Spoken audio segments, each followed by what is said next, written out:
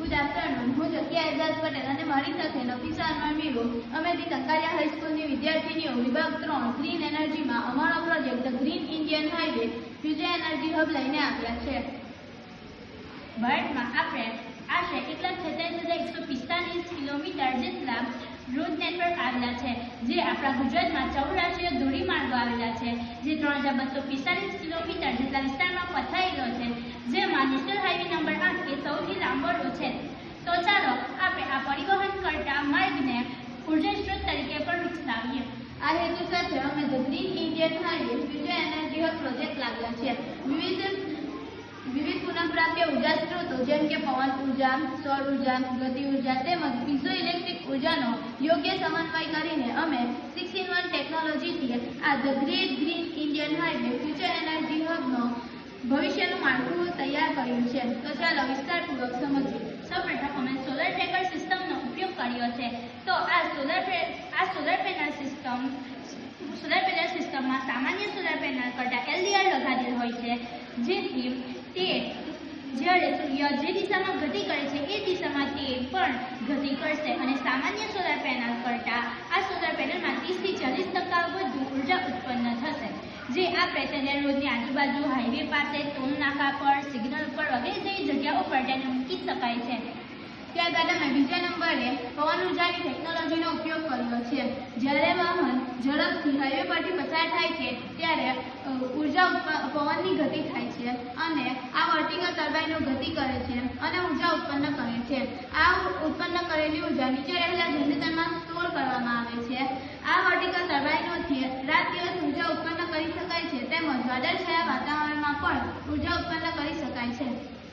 ત્યારબાદ અમે piezo electric સિસ્ટમનો ઉપયોગ કર્યો છે, જે રોડ પર લગાડવામાં આવે છે અને જ્યારે વાહનો ઝડપથી તેના ઉપરથી પસાર થાય છે તે દબાણ ઉત્પન્ન થાય છે અને દબાણ દ્વારા ઉર્જા ઉત્પન્ન થાય છે, જે આ જનરેટરમાં સ્ટોર થાય છે. તેને આપણે આની મદદથી જોઈ શકીએ છીએ અને તે આ રીતે કાર્ય કરે છે. ચોથા નંબરે અમે ગતિ ઉર્જાની ટેકનોલોજીનો ઉપયોગ કર્યો છે. આપણા દેશની ગીચ વસ્તીના કારણે આપણે દરેક થોડા અંતરે બમ્પ લગાવેલા જોઈ શકીએ છીએ. જો એવા રૂઢિગત બમ્પના બદલે આવા રોટેટિંગ બમ્પ જો લગાડવામાં આવે તો દરેક પસાર થતા વાહન દ્વારા ઉર્જા ઉત્પન્ન કરી શકાય છે. જો વાહન આ તરફ ગતિ કરે તો ઉત્પન્ન થતી ઉર્જા આ લાઇટોમાં જોઈ શકાય છે અને જો વાહન આ તરફ ગતિ કરે તો ઉત્પન્ન થતી ઉર્જા આ લાઇટોમાં જોઈ શકાય છે અને આના દ્વારા ઉત્પન્ન થતી ઉર્જા અહીંયા સંગ્રહિત થાય છે. આ વિવિધ રીતે ઉત્પન્ન કરેલી ઉર્જાઓને આપણે રસ્તાઓ ઉપર, વિવિધ ગામડાઓમાં, હાઈવે ઉપર અથવા તો હાઈવેની સાઈડ ઉપર ઇલેક્ટ્રિક વ્હીકલ ચાર્જિંગ સ્ટેશન દ્વારા વાપરી શકીએ છીએ, તેમજ સ્ટ્રીટ લાઇટોમાં પણ વાપરી શકીએ છીએ.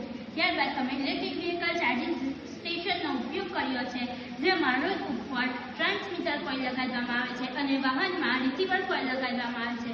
જ્યારે વાહન તેના ઉપર આવે છે ત્યારે તે ઉર્જા ટ્રાન્સફર થાય છે અને તે વાહનમાં ચાર્જ થાય છે. તેને આપણે આ રીતે જોઈ શકીએ છીએ અને ફાસ્ટેગની જેમ તે પૈસાની લેવડ પણ કરે છે અને આપણે રોડની ઉપર, રોડની આજુબાજુ, હાઈવે પાસે વગેરે જેવી જગ્યાઓ પર તેને મૂકી શકીએ છીએ. એ જ રીતે જો રોડની બધી લાઇટો પર સેન્સર લગાવી દેવામાં આવે તો દિવસ દરમિયાન વ્યય થતી ઉર્જાને અટકાવી શકાય છે. આ કેવી રીતે કાર્ય કરે છે તે સમજીએ. જો સૂર્ય આથમી જાય છે ત્યારે આ લાઇટો ઓટોમેટિક ચાલુ થઈ જાય છે અને જેવો સૂર્ય દિવસમાં ઉગે છે તેવી આ લાઇટો ઓટોમેટિક બંધ થઈ જાય છે. આ લાઇટો દિવસ દરમિયાન ઉત્પન્ન થતી ઉર્જાને એકઠી કરે છે અને ત્યારબાદ એનો ઉપયોગ કરે છે. અંતે સૌથી અગત્યનું, રસ્તાની બંને બાજુએ ગ્રીન બેલ્ટનો વિકાસ કરવો જોઈએ, કારણ કે આપણે ઉર્જા ઉત્પન્ન કરવાની સાથે સાથે પર્યાવરણ સંરક્ષણમાં પણ પોતાની ભાગીદારી નોંધાવી શકીએ. ભારતમાં આ ટેકનોલોજી 6-in-1 ટેકનોલોજીનો ઉપયોગ કરે તો આ ઉર્જા ઉત્પન્ન કરતી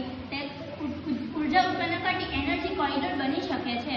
અમારા પ્રોજેક્ટમાં ઉત્પન્ન કરવામાં આવતો ઉર્જા સ્ત્રોત અવિરત અને મફત છે અને આ કાર્યપ્રણાલીનો જાળવણી ખર્ચ ખૂબ જ ન્યૂનતમ અને સૌથી અગત્યનું શૂન્ય પ્રદૂષણ સાથે ઉર્જાનો અવિરત જથ્થો પ્રાપ્ત થાય છે, જે કૃતિના નામ the green Indian highway future energy હબને સાર્થક કરે છે.